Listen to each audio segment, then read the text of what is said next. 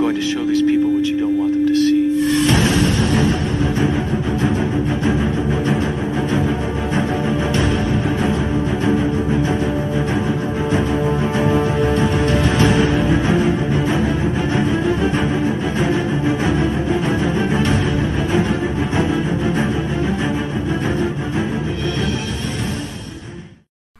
Welcome back to Love for Crypto. Today's video is going to be a little bit longer than what I would usually like to put out there, but I feel there's just too much information around us that we can't keep on ignoring. And what my mission is in this video is to really open up people's eyes and really see what the potential of what Ripple and blockchain can offer as a whole to the world. If you're not subscribed to the channel, make sure you hit the subscribe, because we're throwing out content like this all the time and we're keeping you up to date with what you need to know. So as I just said, this video is going to be a little longer than what I would usually like to do, but I believe the information is absolutely essential for people to know. There's going to be me reading out articles, there's going to be videos I want you to watch. You need to bear with it, because at the end it will all make perfect sense.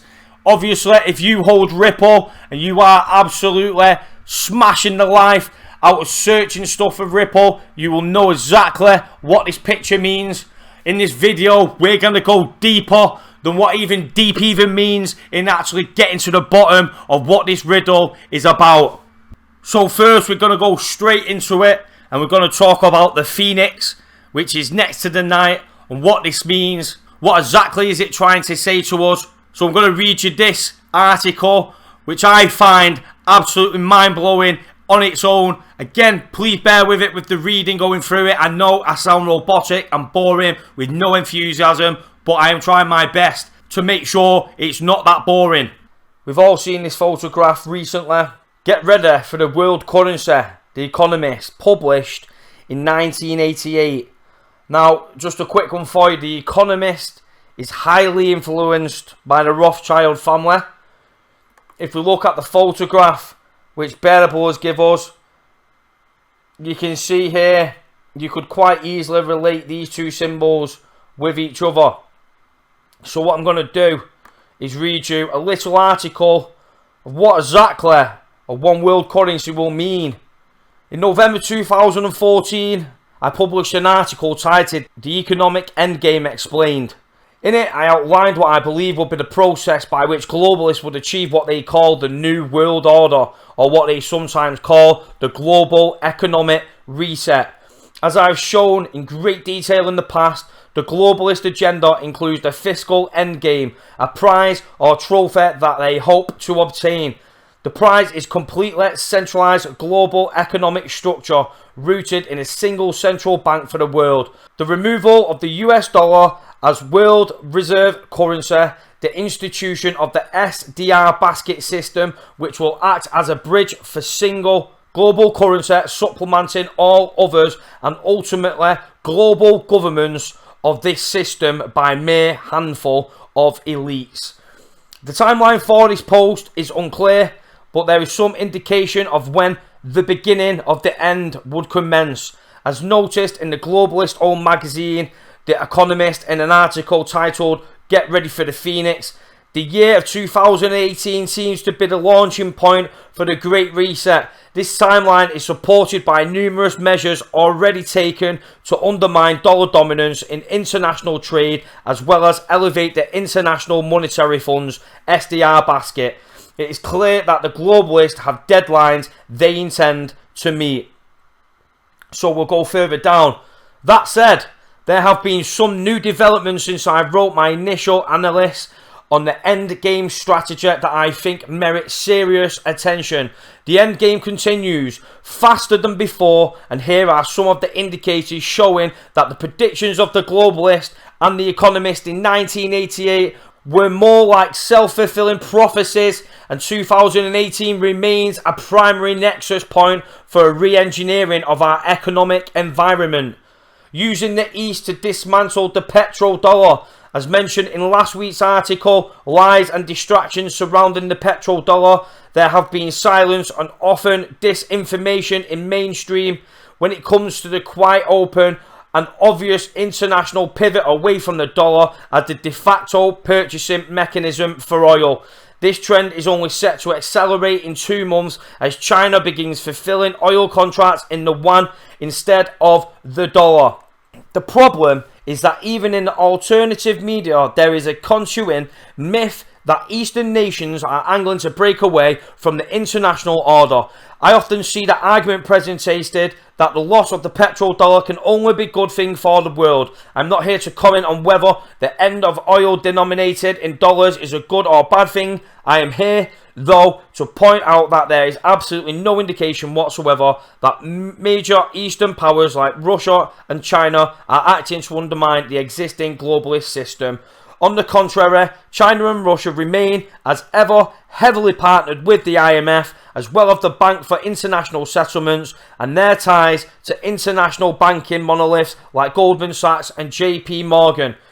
Eastern political and economical officials have consistently called for a new reserve system supplementing the dollar. This is true, but what so many analysts seem to overlook is that they also call for that new system to be dominated by the IMF.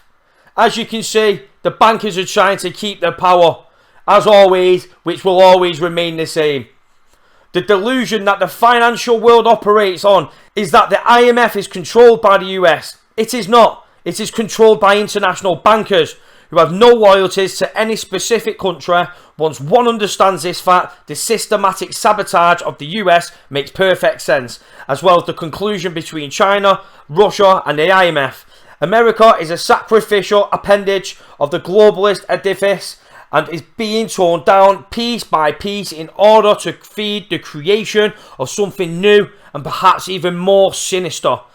As George Soros proclaimed back in 2009, the New World Order would rely in part on China as a replacement economic engine for the globalist machine and dependent far less on a diminishing United States. China would serve as a smaller engine, but a replacement engine nonetheless. Now, you're probably thinking, why am I reading this to you? What has it got to do with Ripple? And what's it got to do with XRP? I promise you, we are getting there. China is more than happy to obligate the globalists with a concerted and incremental program of the de-dollarization.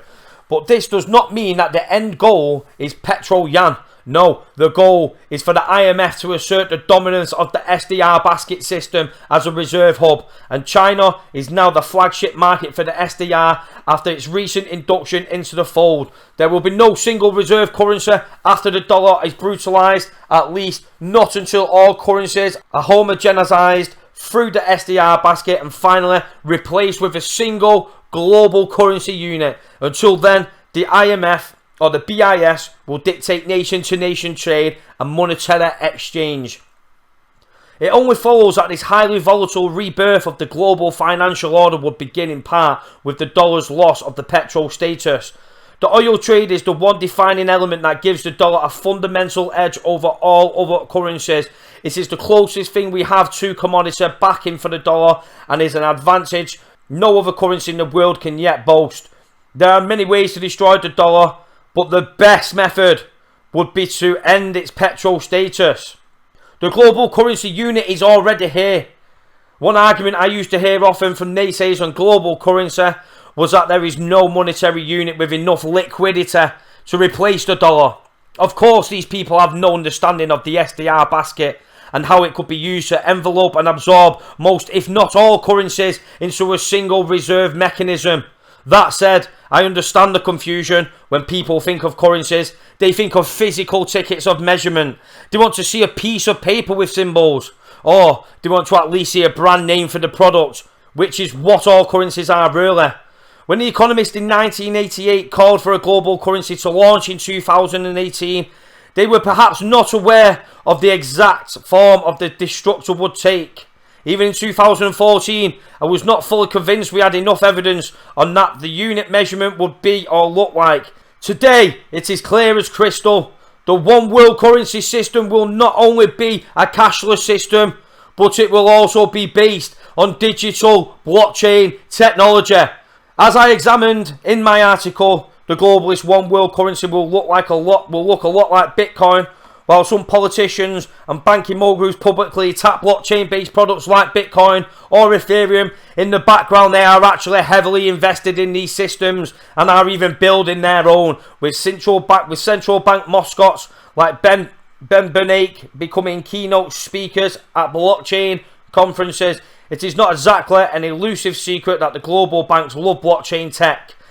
Even major elitist corporations like Amazon appear ready to adopt blockchain products as currencies. So one needs to ask the question, if the blockchain and Bitcoin are such a dire threat to the centralization of the establishment, why are they rapidly laying all the groundwork necessary for blockchain systems to replace paper currencies? We need to be on top of the game, people, and this is what we are trying to help you do. What is interesting to me is that even in the highest vigilant world of alternate economics, which is well aware of the trend towards a global currency system, blockchain systems are still revered as if they will save us from the central bank tyranny. Very few people have noticed that the economist call for the 2018 One World Monetary Frame has arrived slightly earlier. It has been right under our noses for several years, with blockchain-based methods of exchange, a replacement structure for the dollar and all other national currencies is not very far away. The Federal Reserve implosion program continues. I remember back before 2008 when the media almost never treated actions at the Federal Reserve as major news. In fact, I remember back when the average American had never even heard of the Federal Reserve, and some believed that very existence of the institution was a conspiracy theory. Now, the nomination for the Fed chair is at the top of the news threads, but for all the wrong reasons. The changing of the Fed chair is absolutely meaningless as far as policy is concerned. Jerome Powell will continue the exact same initiatives as Yellen. Stimulus will be removed, rates will be hiked, and the balance sheets will be reduced, leaving the mass market bubble the Fed originally created vulnerable to implosion. Equities in particular display the behaviour of an out-of-control bullet train similar to the 2006-2007 bubble, or even the delusion exuberance prominent before the crash of 1929. All of this optimism is dependent on two things: dumb blind faith that all investors will continue to act in perfect concert to always buy the dip, and continued faith that central banks will forever step in to obstruct and reserve any market correction. An observant person, however, might have noticed that the central banks around the world seem to be acting in a coordinated fashion to remove stimulus support from markets and raise interest rates, cutting off supply lines of easy money that have long been a crunch for our crippled economy. The Bank of England raised rates this past week as the Federal Reserve indicated yet another rate hike in December. The European central banks continue to prep the public for coming rate hikes, while the Bank of Japan has assured the public that inflation expectations have been met and no new stimulus is necessary. If all this appears coordinated, that is because it is. Fed policy is not dictated by the Fed chair, and it is certainly not dictated by Donald Trump. As forever Chairman Alan Greenspan openly admitted, the central bank does not answer to government. It is an autonomous policy-making machine. Fed chairs are easily replaced as lawnmower parts. There are mascots for the banking system, nothing more. Once they are nominated by the president, they take their orders from another source entirely. And I would even question the validity of the nomination process of how the original list of candidates is chosen. For the real puppeteers at the Fed, one would need to look at the organisation outside the US called the Bank of International Monetary Settlements. Many subtle changes add up to unprecedented instability. I think it is a vital part for people to consider time when it comes to economics. Changes we think were abrupt during historic moments of crisis were often not abrupt at all. Almost all financial crisis events were predicted by years, if not decades, of growing but subtle cracks in the foundation. If you were to travel back 10 years ago and explain to the average person or average mainstream economist what is happening today, he would probably scoff indignantly. Yet today these things are accepted as commonplace or ignored as unimportant. Time and short attention spans are the bane of free societies. The skeleton of the New World Order economy is right in front of us. The triggers for explosive change have already been planted. What concerns me When these changes come to fruition and crisis follows, will the masses even notice it? This article, I know I did not want to read the full thing to you, but I had to read the full thing to you. You need to understand, this is going to be a long video, but believe the information inside this video is priceless. What you're about to find out today could potentially change your life forever. So going over the key points out of that article, the one world currency will not only be a cashless system, but it will also be based on digital blockchain technology. SDRs are to filter towards a single global digital currency unit. This means the world's value will be distributed in an even way to create the single global currency unit. A new reserve system supplementing the dollar, dominated by the IMF. A single global digital currency. We need to be able to move this value efficiently. XRP is not trying to become a currency. XRP is the backbone of the system, helping move value the way information moves today. Ripple are working with 40 to 50 central banks. Santander, the 18th largest bank, have partnered with Ripple for well over 3 years. It's been tested. It works. It's the most secure technology available. And once Cobalt has been implemented, which may I add, has had the world's most sophisticated cryptographers working on it, it will power the world's economic infrastructure like the Terminator on fucking steroids. We are talking 50,000 transactions a second, 1 second settlement and transparency where the world of fraud can be defeated. We are hearing of CBDCs will be in full swing by the end of 2018. CBDC stands for Central Bank Digital Currencies. 2018 is the primary nexus point for the re-engineering of the economic environment. This falls perfect for Bearable Guy's $589 end-of-year price prediction for XRP. So before we continue, we need to grasp why such radical change is needed. I have the perfect breakdown of why it is essential for the Petrol dollar to end, and for the rise of the revolution of what we know today as blockchain. It's impossible to read the headlines or view a financial news channel without hearing about the debt crisis. We hear that the U.S. is facing a debt crisis because budget deficits are out of control. We hear that China is facing a debt crisis because of wasting infrastructure investment, bank Ponzi schemes, and bad loans to money-losing state-sponsored enterprises. Next, we hear the emerging markets are facing a separate debt crisis because of dollar-denominated debt that cannot be repaid if higher U.S. interest rates lead to a stronger dollar. In short, the whole world seems to be facing a debt crisis in various forms, but just how bad is it overall? Total global debt now exceeds $233 trillion.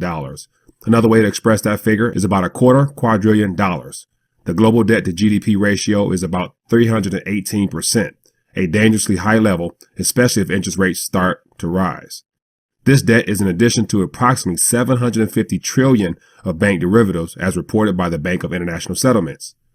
Adding the debt and derivatives together produces over $1 quadrillion of financial obligations of various kinds. This is far more than the amount of debt and derivatives outstanding before the last financial crisis in 2008. The fact alone means the next financial crisis will be exponentially greater than the last one. Regulators won't admit this and investors are unprepared for it, but it's true. How bad is America's debt problem in particular? It's difficult to get economists to agree on anything, but in this rare instance, 5 prominent economists are in total agreement. Unfortunately, the issue they agree upon is that the U.S. is going broke. Michael Boskin, John Cochran, John Cogan, George Schwartz, and John Taylor wrote an op-ed piece published in the Washington Post. Schultz was Treasury Secretary for President Nixon. Boskin was chairman of the Council of Economic Advisors for President Bush 41. John Taylor was on a short list to be chairman of the Fed before President Trump settled on Jay Powell. Cochran and Cogan have highly distinguished academic careers, as do the others. In short, this is an A-list of top-tier economists. What they agree on is the fact that the U.S. is heading quickly towards $1 trillion annual deficits, probably by the end of this year, and that these deficits will continue at levels as far as the eye can see. They also warn the government debt will increase by $5 trillion in the next 5 years, on top of the $20 trillion already outstanding. Higher interest rate on debt will just add to the burden. These are the warnings not of a fringe doomsday blogger, but of the establishment itself.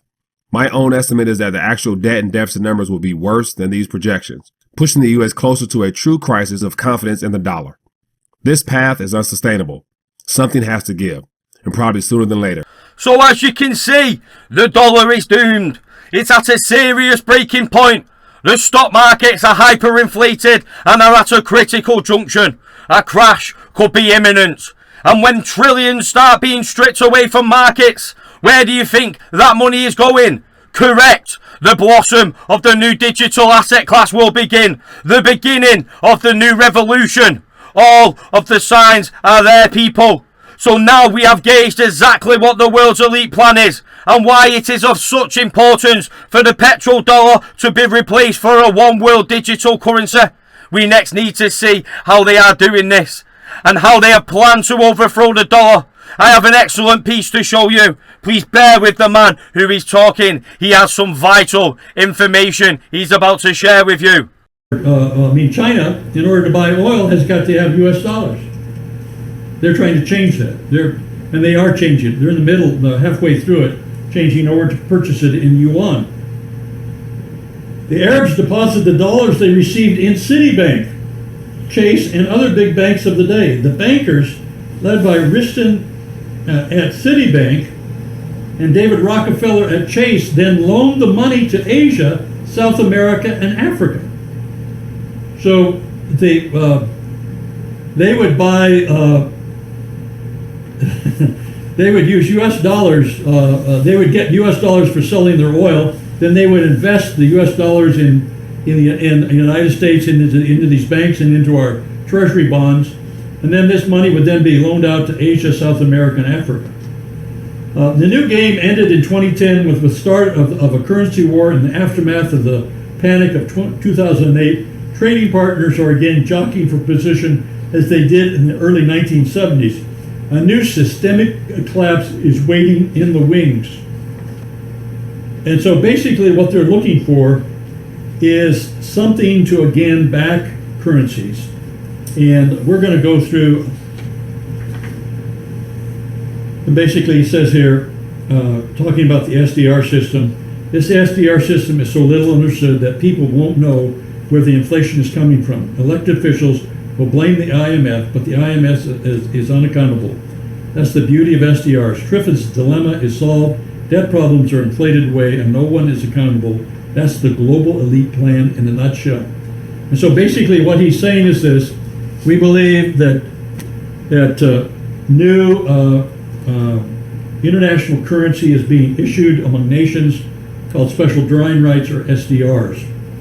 And we have a great articles on this. We're not going to go into this.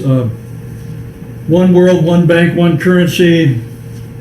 And basically what we've been expecting is major things to happen in the financial world. And what we're seeing is this: there are 17 signs of a global currency reset.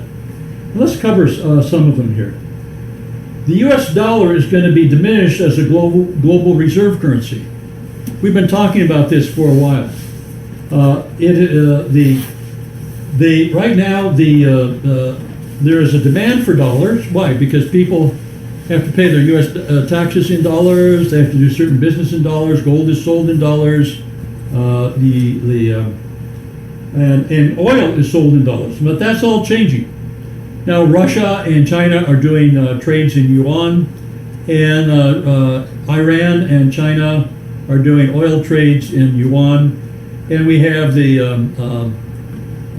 Saudi Arabia is being pressured to do their trades in yuan. And so basically what we have is a system is changing where we need less dollars overseas. Those dollars are going to start coming home.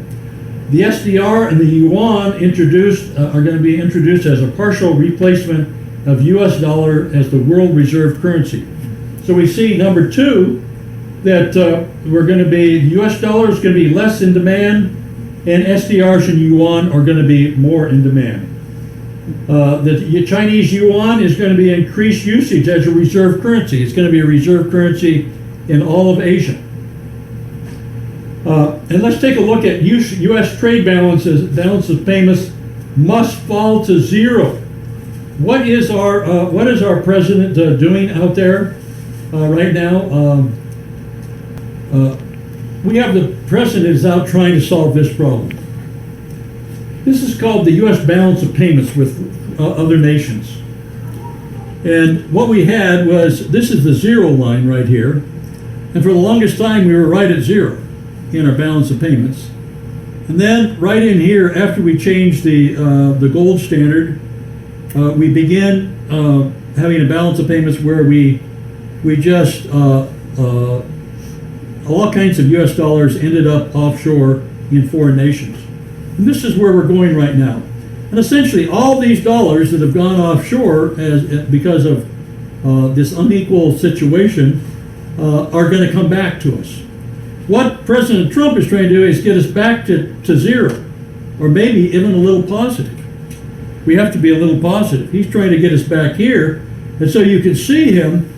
What's he doing? He's belly aching about the balance of payments. He's over there in China, saying this is disgraceful. He's in Japan, saying this is disgraceful. We need an equal balance. We need a zero-sum situation. So he recognizes this problem. This is a great problem, and but the situation that we're watching is there's a major economic reset coming for the whole world. And these are part of the signs. These are part of the causes of the problem, and part of why we need to get on board with what's going on. So now the IMF is going to step into that role of quantitative easing. And they're going to begin working with the nations that provide the currencies for the SDR. They're going to work with them, and they're going to issue this new liquidity in the market.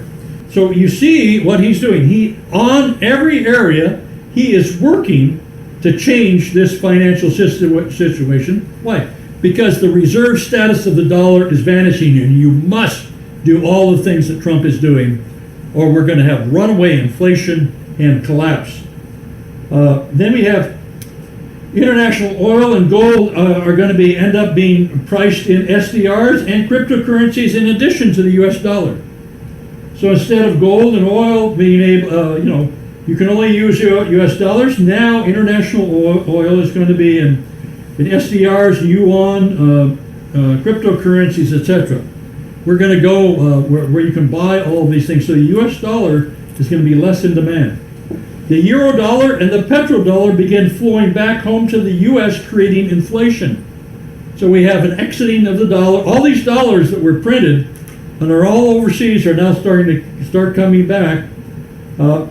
Alternative currencies increase in value as fiat currencies decrease. Fiat currencies are going to be in trouble, and we said here, Bitcoin, Ethereum, Litecoin, gold, silver, gold money, etc. are all going to be great places to be. And we've seen already that gold money has shot up, Bitcoin and Ethereum have shot up, and Litecoin has gone up as well. And so you can see, and we have the possibility, currency controls are going to be implemented by several nations, and the money will run to alternative currencies at that particular time. The IMF stops measuring economies in the U.S. dollar and begins using PPP, which is purchasing power parity. Ladies and gentlemen, an economic reset, a paradigm shift is about to happen. It has been worked on and pre-planned for some time now, and is already balls deep into the process. Now, if you are still with us and watching this video, you have just witnessed what could be classed as the biggest conspiracy theory to date. Now, you may be thinking that I have gone absolutely crazy, but who better than the president himself to announce such changes in the near future? This is Donald Trump literally heralding in the one world currency. Listen for yourself. I had a very, very good conversation, as most of you know, yesterday with the president of China. It was a very, very warm conversation. I think we are on the process of getting along very well, and I think that will also be very much of a benefit to Japan. So we had a very, very good talk last night and discussed a lot of subject. It was a long talk. And we are working on that as we speak. We have conversations with various representatives of China. I believe that will all work out very well for everybody. China, Japan, the United States, and everybody in the region. As far as the currency devaluations, I've been complaining about that for a long time. And I believe that we will all eventually, and probably very much sooner than a lot of people understand or think, we will be all at a level playing field. Because that's the only way it's fair. That's the only way that you can fairly compete in trade and other things. And we will be on that field, and we will all be working very hard to do great for our country. But it has to be fair, and we will make it fair. I think the United States is going to be an even bigger player than it is right now by a lot when it comes to trade. A lot of that will have to do with our tax policy, which you'll be seeing in the not too distant future. We'll have an incentive-based policy. A lot of people understand or think probably very much sooner than. And I believe that we will about that for a long time. The currency devaluations, I've been complaining about that for a long time. And I believe that we will all eventually, and probably very much sooner than a lot of people understand or think, we will be all at a level playing field. All at a level playing field. We will be all at a level playing field very much sooner than a lot of people understand or think. We will be all at a level playing field.